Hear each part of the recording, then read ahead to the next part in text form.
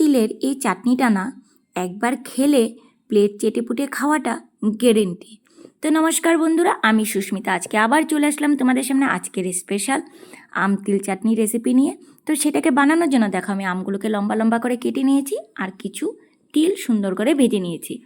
এবার একটা কড়াই বসিয়ে সেখানে সামান্য একটু তেল দিয়ে দিলাম 2খানা শুকনা লঙ্কা আর হাফ চা চামচ সর্ষে ফোড়ন। তারপর সেখানে দিয়ে দিলাম সেই কেটে রাখা আমের টুকরাগুলোকে, দিয়ে সামান্য হলুদ নুন দিয়ে আমের টুকরাগুলোকে ভালো করে নাড়াচাড়া করে সেখানে দিয়ে দিলাম মাপ অনুযায়ী জল। তবে আমি এখানে না একটু জলটা একটু বেশিই দিয়েছি, কেননা যেহেতু আমি চাটনিটাকে একটু পাতলা করে বানাবো তাই আমি একটু জলটা বেশিই দিয়েছি। তোমরা তোমাদের ইচ্ছে অনুযায়ী দিতে পারো। এবার এখানে আমি দিয়ে দিলাম মাপ অনুযায়ী চিনি, সেটাকেও তোমরা তোমাদের ইচ্ছে অনুযায়ী দিতে পারো। তারপর সেখানে দিয়ে দিচ্ছি সেই ভেজে রাখা তিলগুলোকে আমি সুন্দর করে পেস্ট করে নিয়েছিলাম, সেটাকে দিয়ে এবার আমি চাটনিটাকে ভালো করে ফুটিয়ে নিব। ফুটে আসলেই আমার দুর্দান্ত স্বাদের আম তিল চাটনি রেডি। এবার তোমরা যারা যারা বানিয়ে খেয়েছো তারা তো নিশ্চয়ই জানো এটা খেতে কতটা স্বাদের হয়।